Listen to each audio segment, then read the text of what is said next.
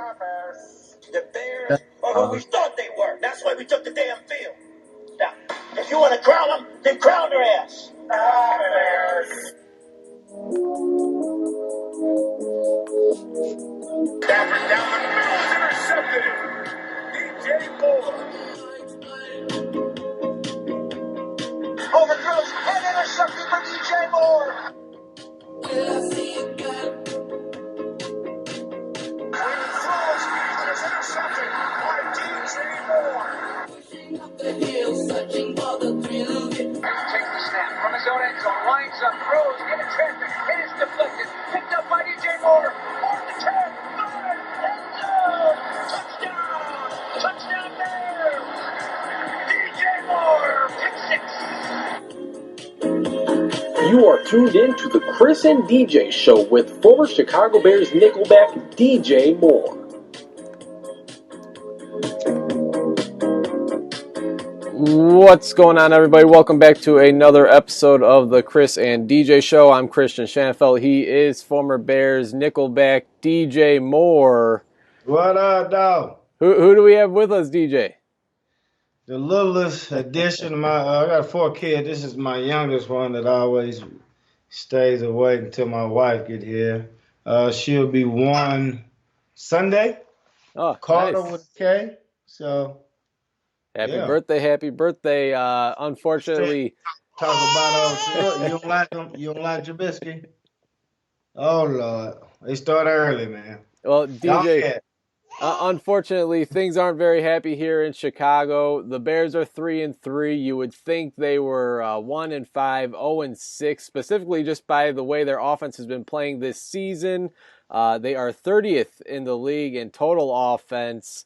They don't even average 300 yards a game, both running and passing the ball combined. They are, of course, only ahead of the Miami Dolphins and the New York Jets. Of course, the Miami Dolphins are still looking for their first win, and the New York Jets only have 1 win.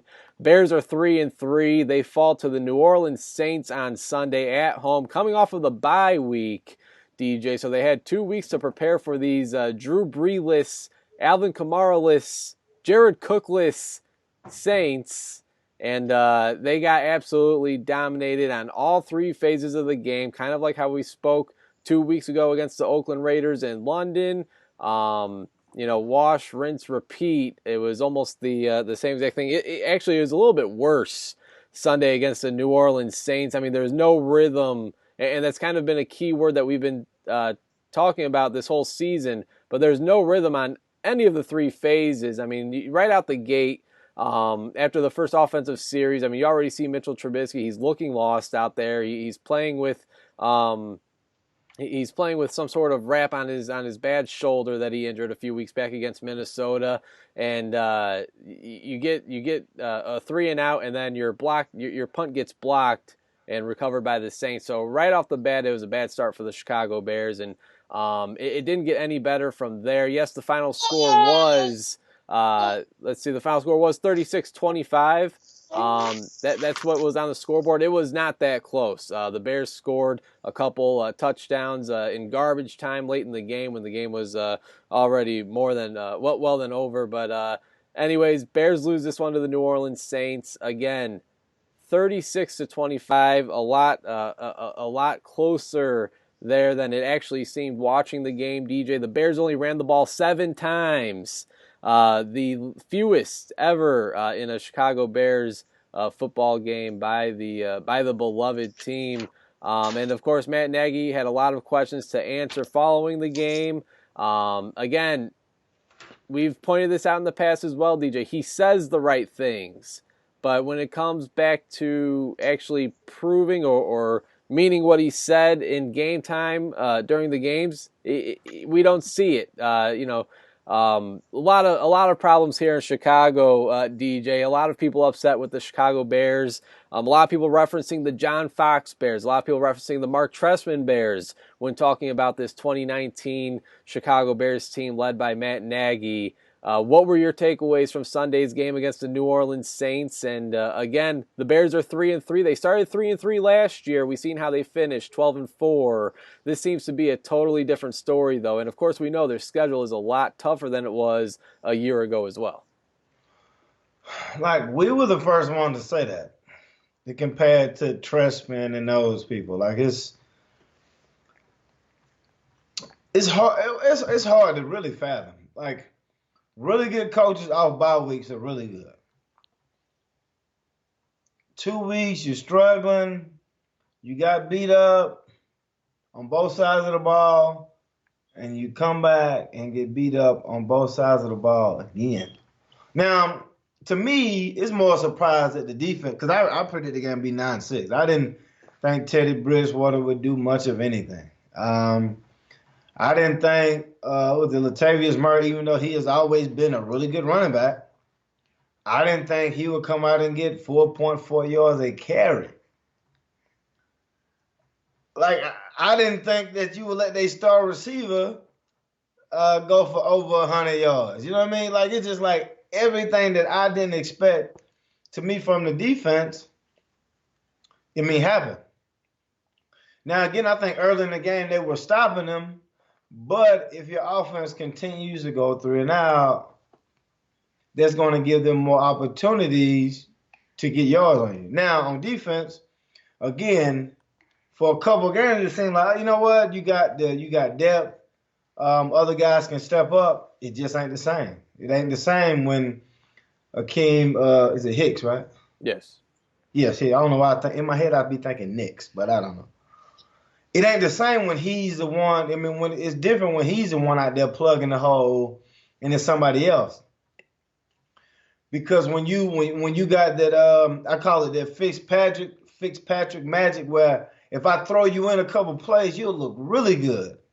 But when I got to depend on you play in and play out, it's just not the same. And I think on the defensive line, you're starting to see, like, you know what? It ain't the same. Now, what the Saints did was, I know what you didn't do last game or last summer or whatever. We're going to try it again, because another rushing attack was successful. You got to realize that a couple of weeks ago, we were talking about, like, this defense being, like, 85 bearish. They're going to be more like 2008, 2009, 2000. You know what I mean? Like, it ain't, like, it's kind of turned. And the thing that frustrates me about the offense is, it's not that they don't do anything, because I don't expect them to do anything. Kirk Cousins apologized. They said they got to do better, and they did better. You know what I mean? Like, that's the thing. It's like, you see other, like, I don't know what it is. Now, at the end of the game, to me, it was promising, because he's better in the hurry up, no huddle, don't think type of offense. For some odd reason, he just started pulling the trigger at the end of the game. Like, I don't need it at the end. As a coach, I got to figure out, like, what works better for you. And if that works better for you, let's do that. Because during the bye week, we should have already figured that out. But there's a coach saying that, listen, this is my offense. This is, this is how I want to run. Step the fuck up. You know what I mean? That whole deal. Listen, I don't know, man. I remember you saying something about the offensive coach. I'll let you go in on, because I know you wanted to get it off your chest. But it's well, and that's the thing that I'm just not surprised, because I didn't expect him to be good in the first place. I remember he's the MVP, and every interview I did, when I said, no, I don't think he's that good, they looked at me like, you don't think he's good? Like, what? And then now it's like, okay, now can he turn it around at 3-3? We've seen 1-5 teams make the playoffs. You know what I mean? We've seen a lot. But, man, I'm telling you, and this could be a good thing. It could be a gut check. It could be one of those. I think we've had too many of those, man. I think we've had too many gut checks with this quarterback. It's not too many. It's just like, it's one that, like, gets you. Like, you at home and you get dominated on both sides of the ball. You know what I mean? Like, you at home. Like, that does something. I wasn't at the game, but I know it was booze. Oh my goodness! Like that does something different because in front of your home crowd, you just gotta apologize. Like, listen, like we won't do that again. You ain't gotta worry about seeing nothing like that again. So, hey, listen, you get hit until you respond. Well, either that or just get knocked out. So I'm assuming they'll respond to it. So, Trubisky under a lot of pressure, man. Like and we talked about at the beginning of the year was the kicker. And now it's on him. The kicker's gonna hit the kick, it seems like. But are you gonna make the throw? Everybody talked about the kicker. Oh, you know what? The kicker gonna kick from this right hash and this yard mark, because that's where the guy missed it at. And now you should have been worried about putting the offensive plays together, buddy. You know what I mean? So it's gonna be. I don't know where they go from this point. Because who's next game? Who the next game is? Chargers at home. Oh my So God. that should be a winnable game. Now, if they don't win that game, No. then we're pressing the panic button. This has to be a guarantee. You cannot lose this game because of schedule. This is technically probably the easiest game left. I mean, if you look at the schedule, this is about it.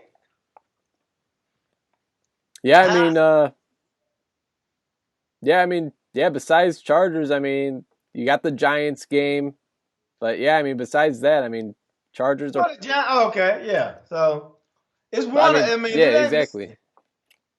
And then with Phillip Rivers, you just never know. I don't believe in him, but every now and again their games are always close. Right. And if you're not doing nothing on offense, he'll figure out a way. So this game has to be a game. Now you ain't got to come out and guarantee it, but oh my, like you can't. It'll be an uproar after this one. You have to win this one. Yeah, again, ship has to be righted. Yeah, but it's still a good defense. Yeah, but that offensive line is awful, and like you said already, with Phillip Rivers, a quarterback that can be up and down, and if he's getting pressure, this defensive line is certainly going to have to step up. But and as you said, the Chargers have a pretty decent defensive line as well, and the Bears have a struggling offensive line. But again, we'll get to the Chargers in a few, but yeah, Bears fall 0-6. The last 6 years, they're 0-6 coming out of the bye. That's the longest losing streak out of the bye in the NFL so far standing. So basically, I'm looking at this loss, DJ, kind of big picture wise. Again, it wasn't a pretty performance by any phase of this team: offense, defense, special teams. Special teams did have that kickoff return though by Cordero Patterson, which was a big plus. But again, that all that does is kind of mask a little bit of really the destruction that was the Chicago Bears. The Saints absolutely dominated. When looking at this loss, and a lot of personalities and shows around the city have been doing this, DJ. I'm looking at Ryan Pace. I'm looking at Matt Nagy. The two guys that are most in control of this football team as it stands. Ryan Pace, of course, drafting Mitchell Trubisky, and that's where I'm looking at right away is the quarterback position. Ryan Pace drafting Mitchell Trubisky, could have had him at number 3, ends up trading up one spot to get him at number 2 overall. And I'm not even going to go into the whole drafting him over Patrick Mahomes and Deshaun Watson. That's just adding insult to injury right there. Oh, man, you just don't know, though. That's hard to do that one now. That's hard to do. Now, Mahomes, yes, I'll give you that. But Deshaun Watson, especially when they ended up trading up one pick to number 2, I thought I was going to hear Deshaun Watson's name called. He was already a Heisman Trophy winner. He was a national championship winner, beating the NFL's 33rd team, so they call it, Alabama Crimson Tide in the national championship game. Just a stellar collegiate career, kind of been there, done that, was somewhat proven, where you go for the unproven guy out of North Carolina. You're relying on his tangibles. You're relying on his potential, and obviously that has not worked out. But again, I won't even dive any more into the whole Deshaun Watson, Trubisky, Mahomes type thing. It's just Yeah, after you just dived into it. But okay, keep I going. could talk hours about those three, about that decision. But so when it goes to Ryan Pace, it's I'm really curious how he felt that Trubisky was the right guy. And now we're starting to hear rumbles of, okay, so Marcus Mariota is probably going to be available in the offseason after he was benched. Of course, Ryan Tannehill now taking over in Tennessee. There's a lot of questions about Cam Newton. He'll have to, of course, be released by Carolina or traded if they decide to move on with him and continue going with Kyle Allen, the hot hand there. Marcus Mariota is a name that stands out, not so much because I'm intrigued by him, but Ryan Pace was at one point very intrigued by him when he was, of course, drafted by the Tennessee Titans, number 2 overall, 5 years ago or whatever it was now. Ryan Pace and the Bears were in deep discussions with Tennessee about acquiring that pick and drafting Marcus Mariota out of Oregon. And, of course, the Bears' current offensive coordinator, Mark Helfrich, of course, his head coach at Oregon. So there are some ties there. Now looking at Matt Nagy, I mean, the offensive play call so far, 6 games in, you're lucky to be 3-3. This defense has really helped you out quite a bit. And if it wasn't for the defense, you wouldn't have 3 victories to this point. I seen this stat: the Bears rushing attempts per game, 15 week 1 against Green Bay, loss. Denver 29, a win. Washington 24 rush attempts, a win. Minnesota 33 rush attempts, a win.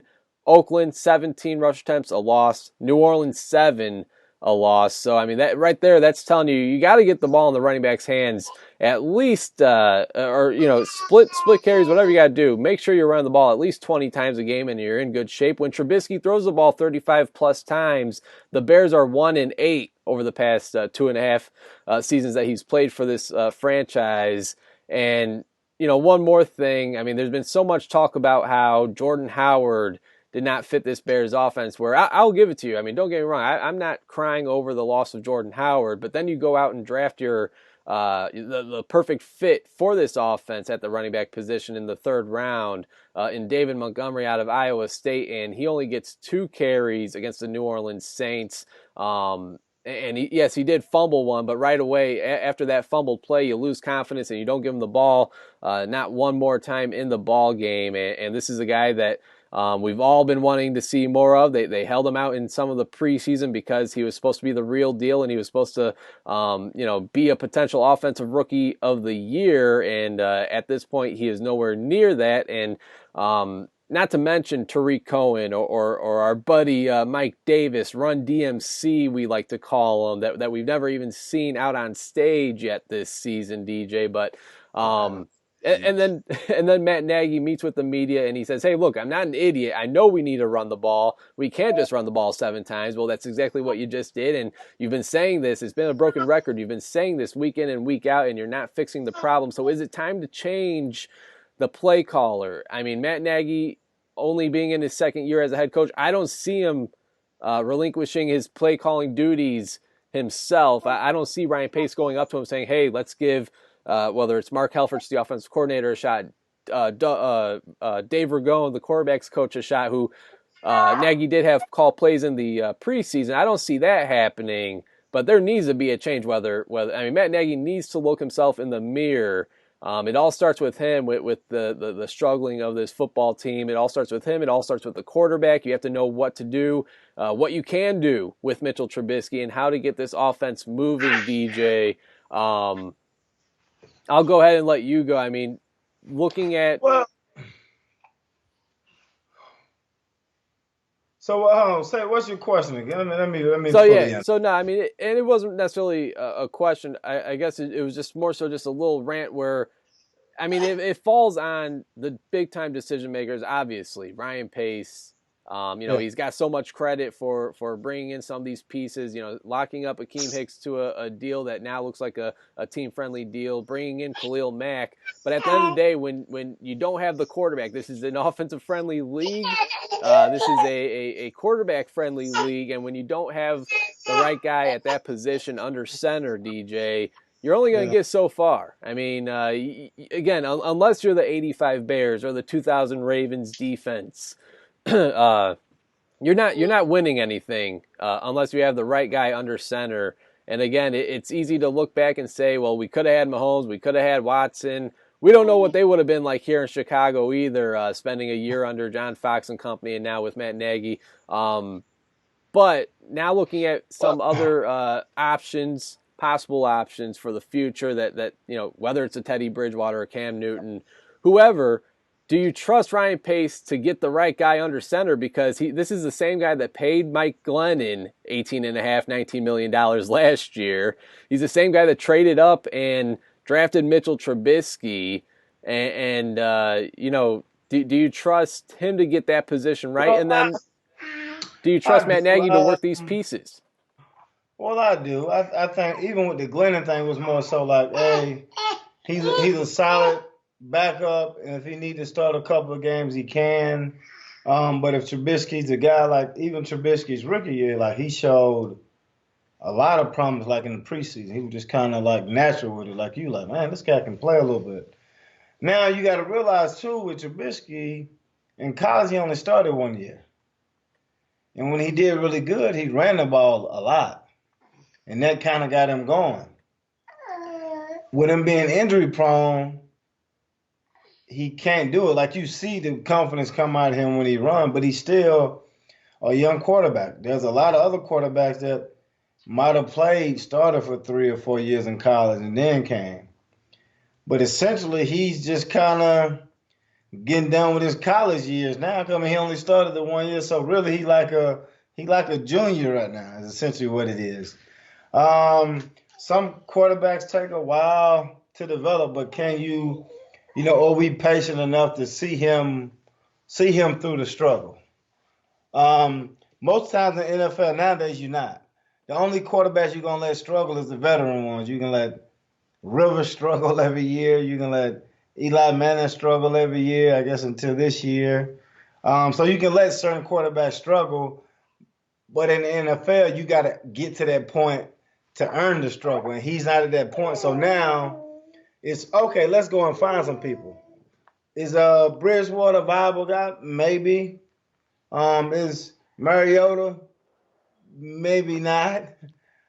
He's kind of the same. So I think he has the two. Like at the end of the game, you see him kind of like loosen up when it's like it doesn't really matter much, and it's like okay now because they're still playing the same defense. They still doing stuff, but now you're actually making it seem like you're making an attempt to throw it, and he has to be like that all the time and be relaxed.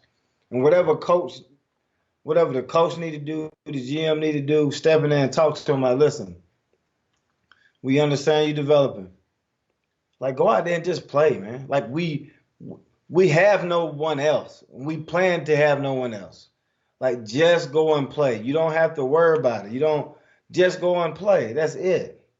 And I know, like right now, he's just under a lot of pressure, and it's hard to play when you're under a lot of pressure like that. Like it's just hard, man. It's just like every throw is critiqued, every this, every that, and you gotta be backed by the people that's coaching you and that's around you. Now, do they gotta do? I think they do have to do better calls. I just really do. You only run the ball 5 times. If you can't run it, even those games when they ran the ball, it's not that they were getting yards off of them because we wasn't. It was just you allowing your defense to rest and then watch what the offense is doing. Like, so when you're not running the ball, it's like throw. It's like 3 seconds went off the clock and we back out on the field again. It's hard to adjust that way. We always talk about Cohen because I like him. I just like Tariq Cohen. 9 receptions for 19 yards, DJ. That's That's never happened before. When he's in, it's so you predictable. know what he's doing. It's a screen. Like I know it's a screen. They know it's a screen. We know it's a screen. And sometimes he still get yards on it, which still blows my mind. The commentator was like, "Oh yeah, when he's in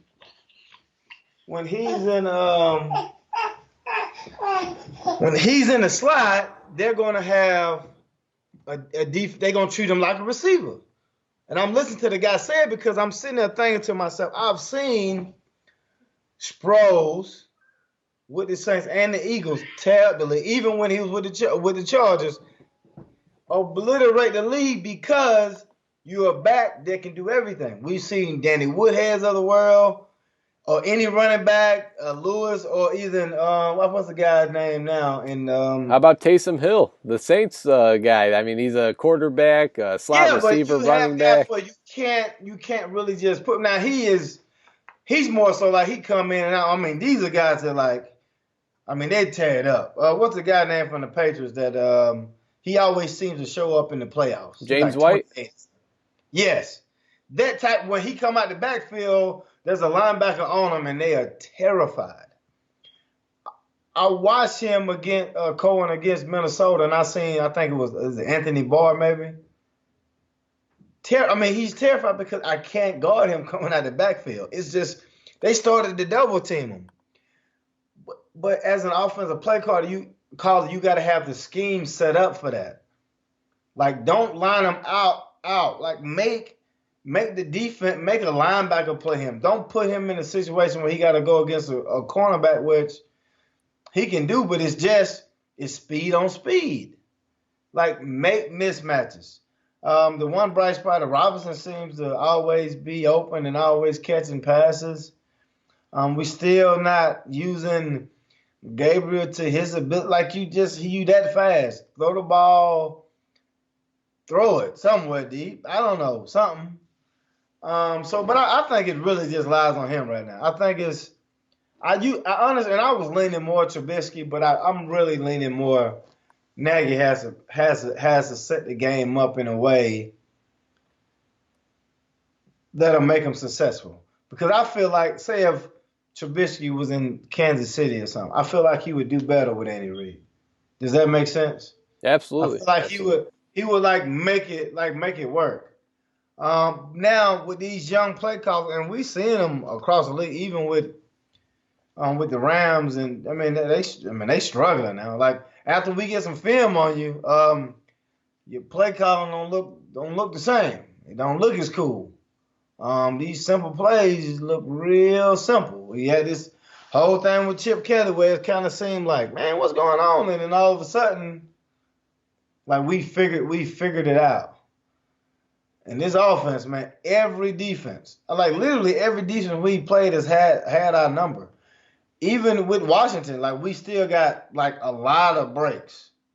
Interception, touchdown, turnover here, short field, turnover here, short field. We had the one good throw, but other than that, I mean,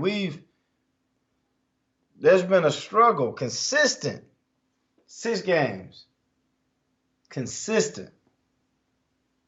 That's saying something. Yeah, it's it's not good, and Vegas is already placing odds for Bears starting quarterback week 1 of the 2020 season. You got Mitchell Trubisky 9-5 odds, obviously the leader, and then behind him you got Nick Foles 8-1, Chase Daniel 25-1, Cam Newton 30-1, Nick Mullins, the backup in San Francisco, who showed a little bit last year, undrafted out of Southern Miss, 40-1, Marcus Mariota 45-1, Eli Manning 75-1, and then the field 3-2. So I mean, it's a hot topic. It's a buzzing topic, not only here in Chicago but all across the nation. What are the Bears going to do with Mitchell Trubisky? Can they get him figured out? Can they get him rolling in this offense? It's something that both he, Matt Nagy, and the Chicago Bears are going to have to figure out. And earlier today, DJ, a couple players met with the media. Taylor Gabriel and Prince Amukamara specifically, one on the offense, one on the defense, wide receiver and cornerback. They both actually said, and I wasn't sure if this was going to get out or if they wanted to keep it to themselves. Well, obviously they both came out right away, and they said that there's going to be a players only meeting Not a players only meeting. very soon. Very soon. And of course, when you hear players only meeting, you think that that maybe at this point a coach will be on the hot seat or something like that. It doesn't seem like it's to that point or to that extent just yet here in Chicago. And so far, I mean, Eddie Jackson does a weekly radio show the days after a Bears game, and he said that, don't blame the coaches. It's not on them. It's on the players. He's saying the right thing, saying the company line.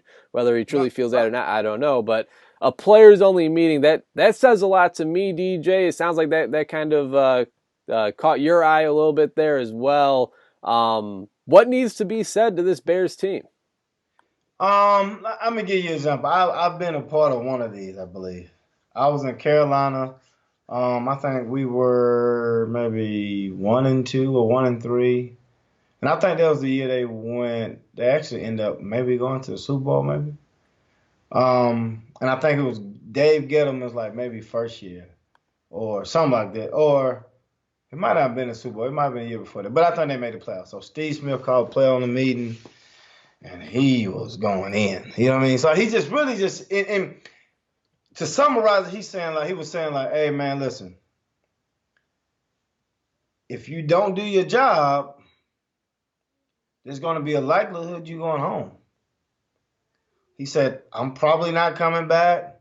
There's going to be a lot of us that's not coming back. There was like reports that they was interviewing coaches and stuff, like over the weekend for Rivera and everything.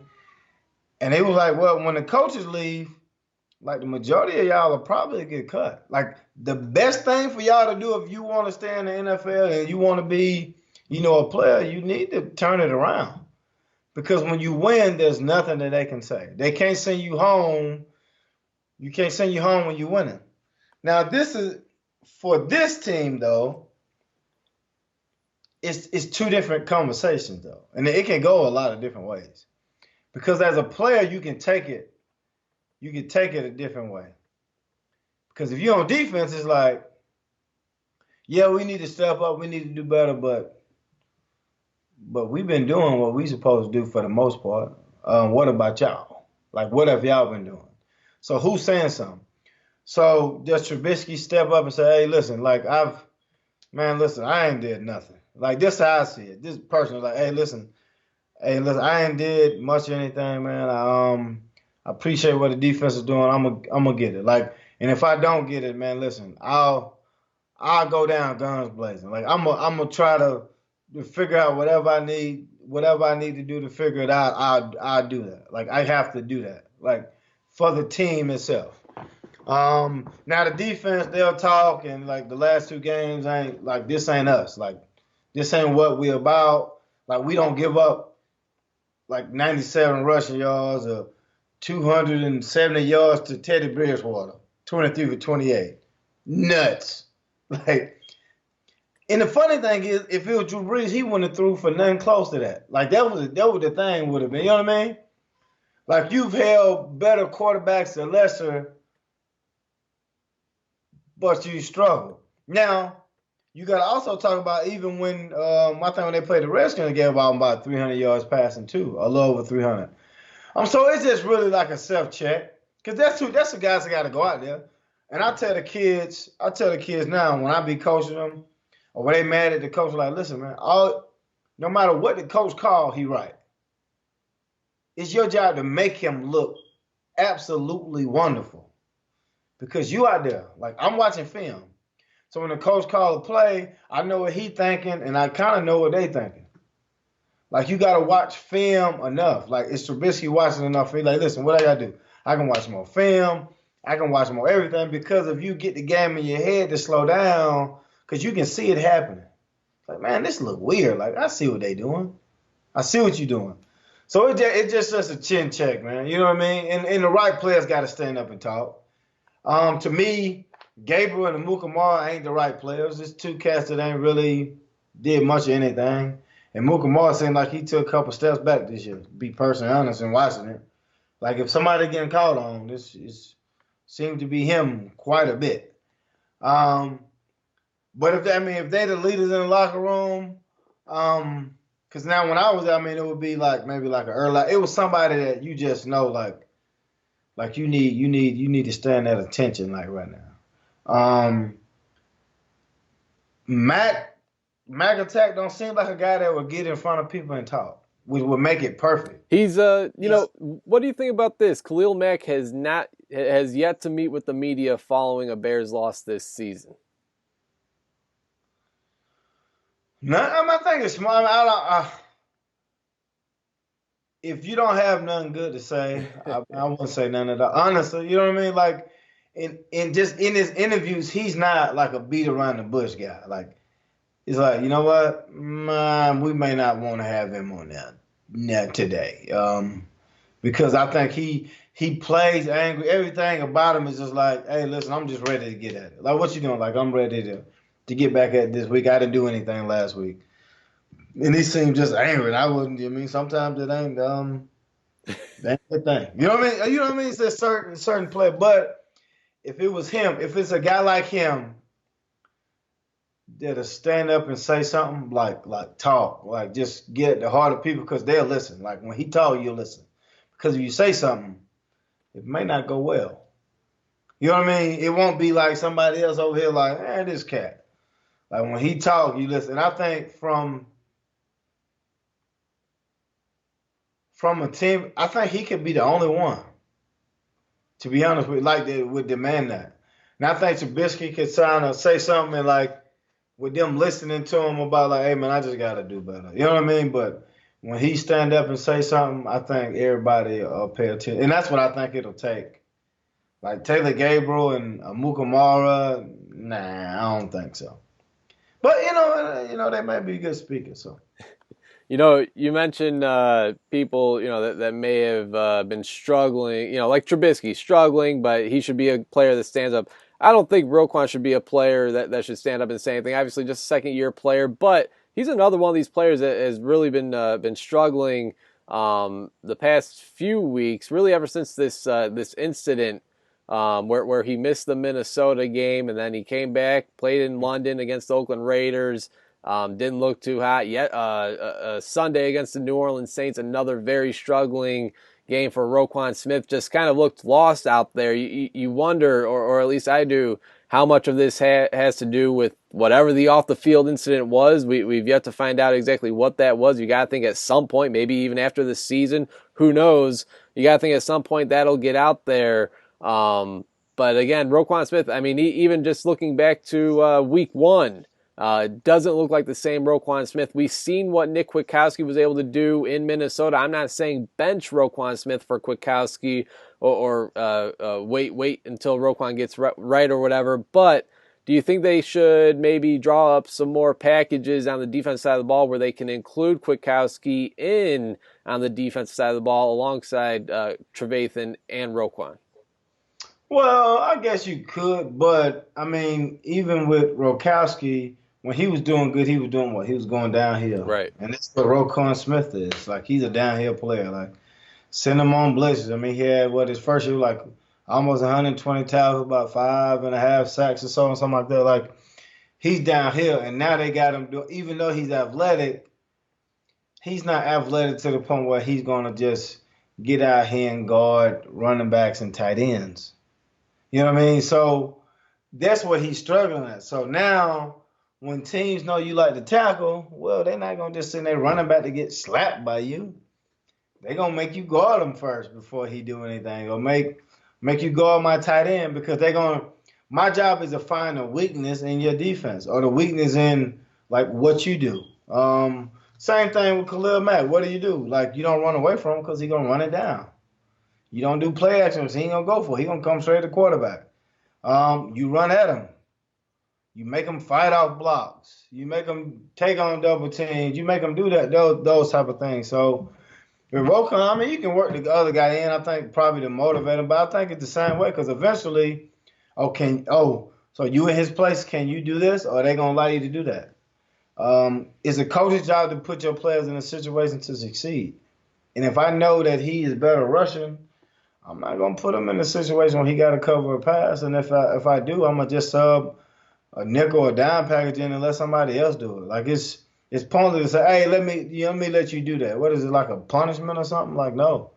But ever since really the first game, because the first game, what do you see? Like, the first couple plays, boom, he coming downhill. But as the game went on to progress, you're saying, oh, you got a pass interference, and sometimes like really does look confused. But then again, he's under a lot of pressure because we talking about you like you the next linebacker, man, in a long line of them. You got to live up to that. In the NFL, man, that's all we do is watch film. Like I want to see, can you do what you're not good at? And it happens every time. I can tell you a story. My first play, I get in against Detroit. My second year, first play. The thing that I don't do well is guess what? I don't tackle well, and I don't want to tackle. But guess what? On the first play, guess what they did? They wanted to see if I was going to tackle. So they did like a fullback dive, sent the running back away, and it was me and the fullback one-on-one. Had to cut him down. It was fell. And they didn't do the play no more. Now, if I get ran over, you know what's going to happen? You'll see that play a couple more times. They don't come back to it again. Oh, I'm not going to play again. Like you test people. So if I get hurt, or like when I was playing nickel and somebody else came in, you know what they did? They threw it at the nickel. Like, oh, let's see if he know what he's doing. If a corner get hurt, like, oh, let's see the new guy. Let's see it. You know what I mean? It's you scheme. You just like we just gotta be smarter and just scheming the game, man. Like, is this guy good? Is he not good? Like the offense, who are you throwing to? Who were they throwing to with the Saints? They throwing to their best receiver. They just paid him. Like, like here's the ball, man. You know what I mean? So.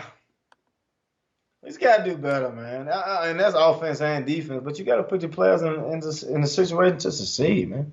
Got to do it. Yeah, Bridgewater was able to find Michael Thomas, who had 9 receptions, 131 yards. And then looking back to the running game, DJ, Latavius Murray, 27 carries, 119 yards, 2 touchdowns. Actually, Latavius Murray, before this game that was played Sunday, was the last player to run for 100 yards at Soldier Field. Dating back to his Minnesota Vikings days. So Latavius Murray and Soldier Field, a good match made in heaven. It seems like, again, Bears fall to the New Orleans Saints 36-25. The scoreboard indicates the game was a lot closer than it actually was. Bears were able to score a couple touchdowns late in the game. Again, if there's been a player that you can actually give credit to and give kudos to on the Bears offensive side of the ball, it's Allen Robinson. He's been showing up week in and week out. Whether it's Trubisky or Chase Daniel back under center. Allen Robinson, 10 receptions, 87 yards, and a touchdown. But besides that, I mean, just overall really disappointing effort, a really disappointing performance by the Chicago Bears at home, off the bye week. You had 2 weeks to prepare for this team, and they really just they got stomped. The New Orleans Saints stomped them. There's no other way around it, DJ. Now they prepare for the Los Angeles Chargers, back-to-back home games. They get to see them at home. It's going to be a noon game, so the Chargers, coming from Los Angeles, it'll feel like, 9 o'clock, 10 o'clock Los Angeles time, Pacific time. Not that maybe that won't have an impact. Maybe it will. I don't know. But a noon game here in Chicago. Weather's starting to get a little bit more cooler here, especially on the lake side there at Soldier Field. Maybe that works into their favor. But the Los Angeles Chargers have struggled this season. I know multiple people who had them as their AFC champion representative in the Super Bowl this season. Well, they are 2-5 after dropping a game Sunday against the Tennessee Titans. This is an interesting matchup. I mean, both teams have struggling offensive lines. Both teams have a lot of talent on the defensive line. So maybe we could see more of a defensive showing, but that's what we kind of thought we were going to see this past Sunday with New Orleans. To me, this is going to be really interesting. It's a must-win game, DJ. I don't think there's any way around it. You cannot drop this one. You cannot drop back-to-back home games. You cannot lose. If you lose this game against the Chargers, DJ, you'll be 1-3 at home this season. Yeah, I think it is a must-win to keep pace. Now, I think the magic number is always, if I can get to 10 wins, somehow you probably should be in the playoffs. Now we and you have seen personally that doesn't happen all the time. Oh yeah, congratulations to Lovey for winning with the Yeah, Bears. yeah, big time, big time.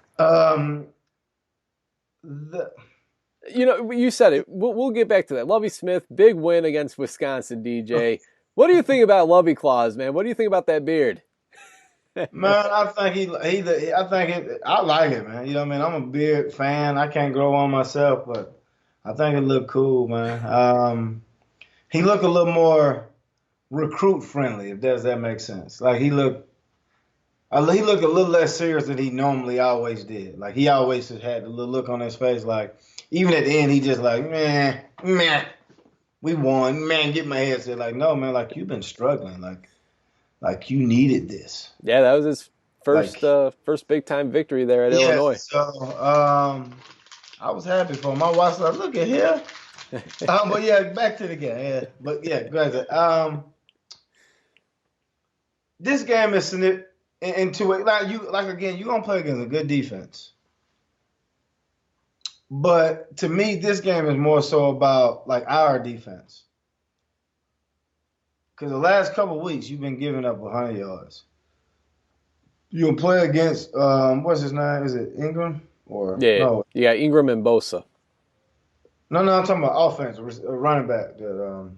Oh, Gordon and Eckler are their backs in the backfield. Should be at some point ready for a workload. Eckler gets out of the backfield and does some things.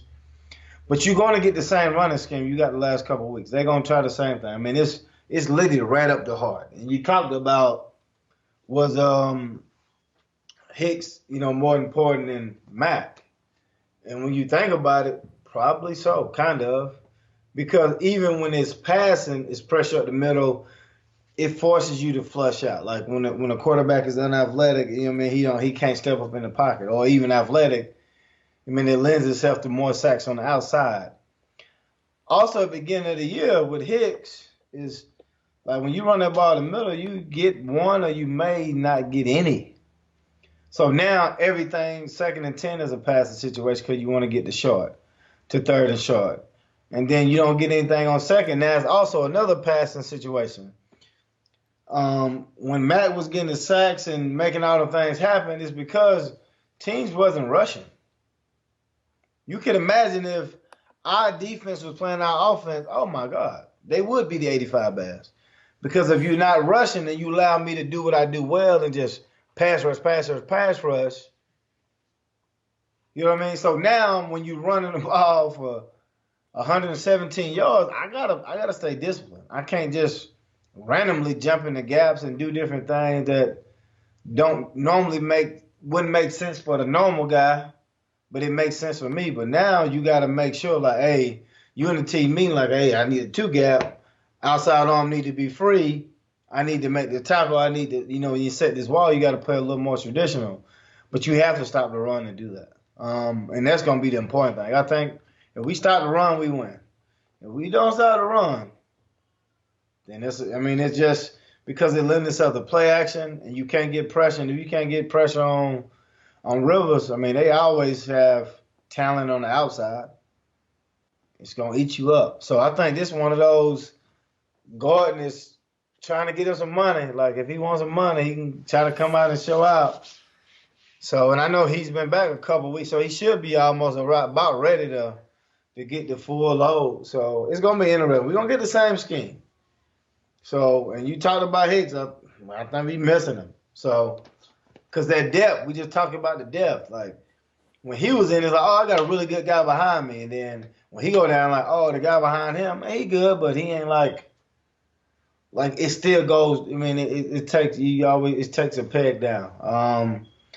And then for Floyd, like, he's not one that's going to sit there and just take on the run all the time. You know what I mean? Like, he's a pass rush specialist, but when they running like they are, man, I can't do what I do best. So it is a must win, but it's going to be interesting. I could not see us losing this. I just can't see it. Even though we should have lost against the Broncos, I just still can't see it. Like, there's no way. Like a team meeting, player only. Come on. No. You can't do it. No. I D, wouldn't even be surprised if we randomly had an offensive explosion. DJ, I've been thinking long and hard about this one, man. I'll go with my prediction right now. I think the Chargers come to Chicago and pull out the victory. I think I think Ooh. so. I think so. This I this think me and you Chargers gonna have to have a players only meeting. this Chargers team Well, is a lot better than a regular 2-5 team. I mean, the offensive line is their biggest weakness, no doubt about it. But even looking at this Chargers defense, DJ, I mean, they got names. They got Joey Bosa, they got Melvin Ingram. Two legit elite pass rushers. They got Thomas Davis, the former Panther great. Still playing. They got him playing at linebacker on defense, kind of like the quarterback of that defense currently.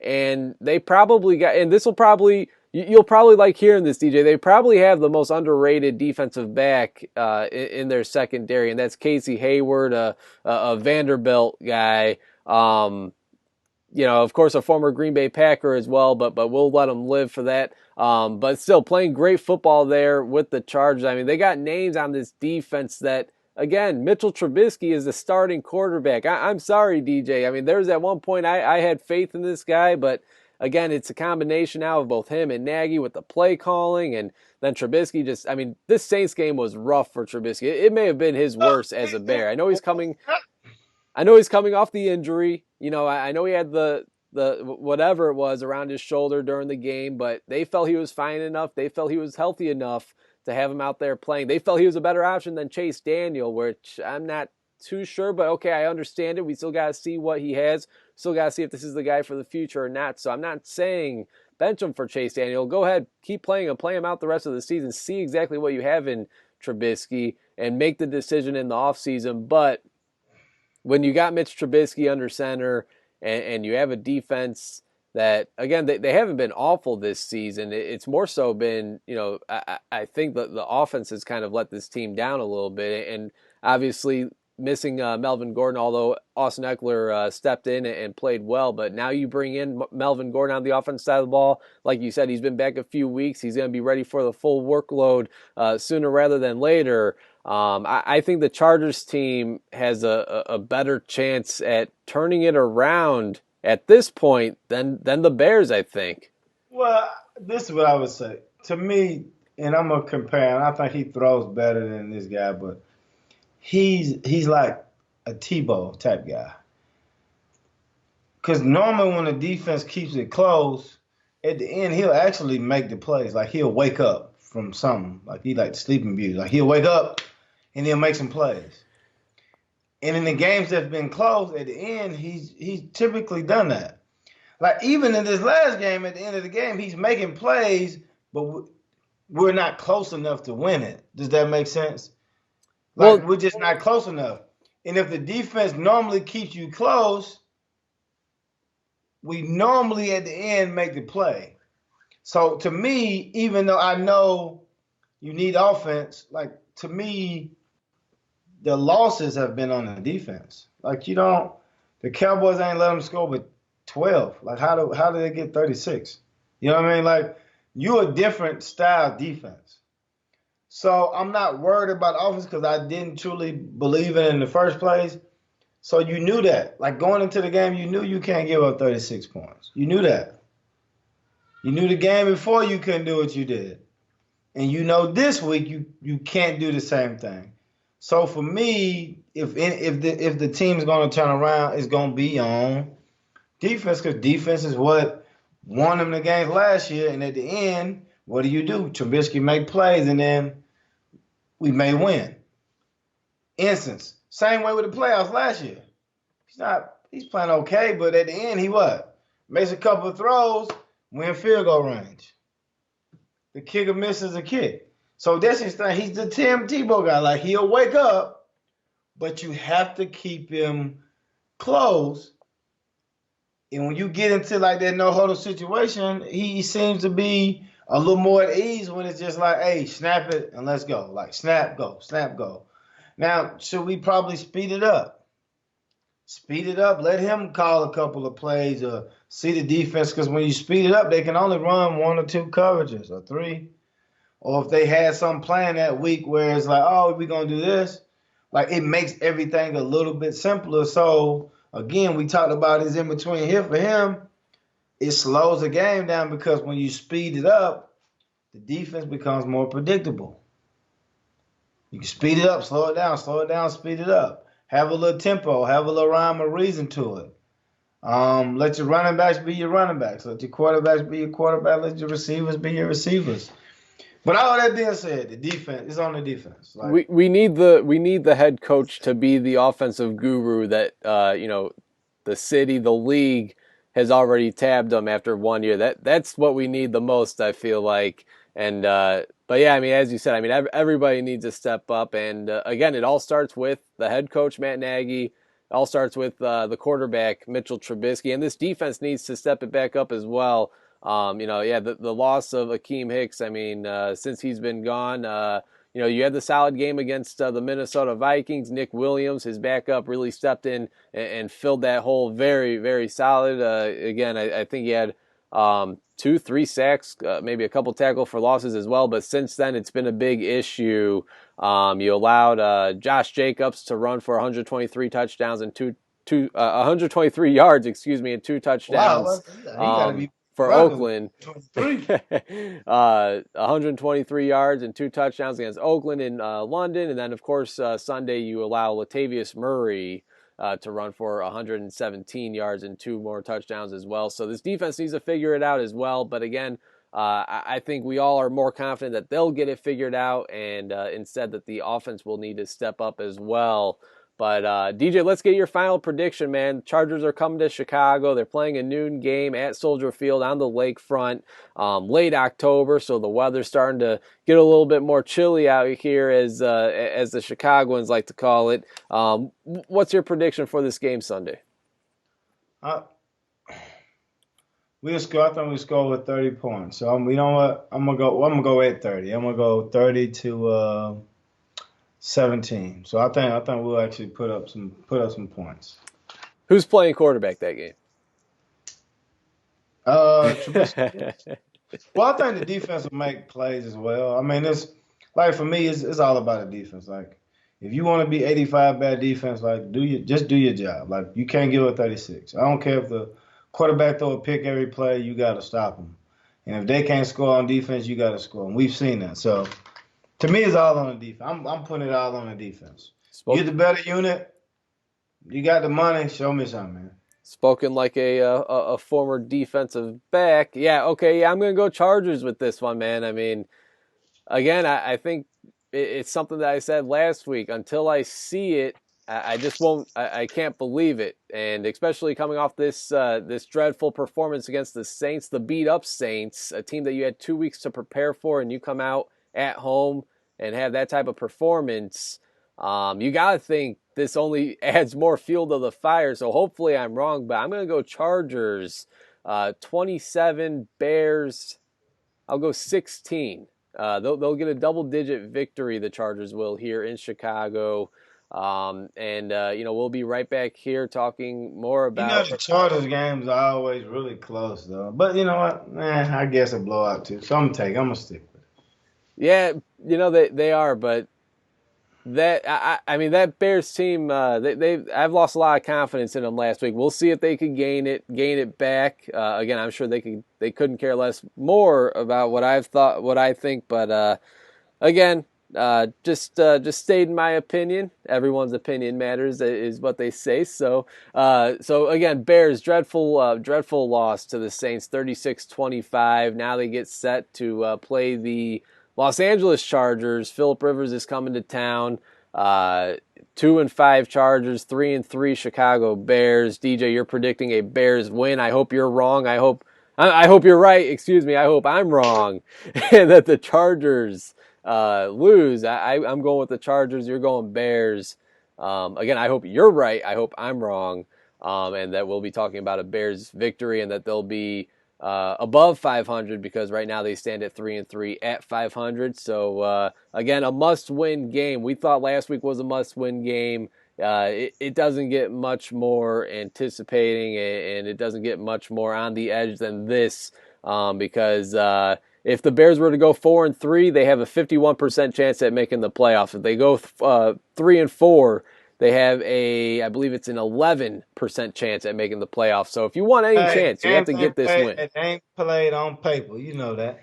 It is not. It is not. And unfortunately, something that's working against the Bears is playing in the very tough NFC North division, where the Minnesota Vikings just defeated the Detroit Lions on Sunday. So they advanced to 5-2 now. You got the Green Bay Packers still, playing lights out. Aaron Rodgers, 6 total touchdowns on Sunday. All the NFC North quarterbacks played lights out, by the way, but Mitchell Trubisky on Sunday. So I think it was 13 touchdowns to 1 interception Cousins, Stafford, and Rodgers had, all combined on Sunday. So we'll leave it at that, though, DJ. Again, Bears play the Chargers on Sunday at noon.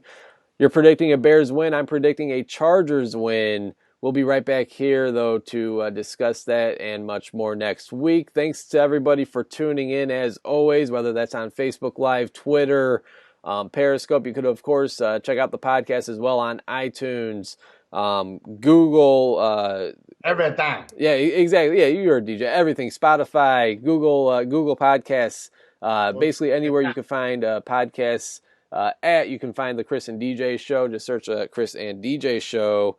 And actually now my phone just heard me say Google Podcasts and it just opened up the app. But again, go ahead, check it out, and go ahead, check out the past episodes there as well if you missed any of them. DJ, as always, appreciate your time, and if you have any final words, now is your time to say them. Man, I'm excited, to see what they say this week in these interviews, and we probably just break them down later on this week, leading up to the game. So it's game time, man. It's film study and time to make something happen. Team meeting tomorrow. Be there, be square. Time to turn it up. All right, thanks everybody for tuning in, and until next time, for DJ Moore, I'm Chris Schanfeld. Thanks for tuning in.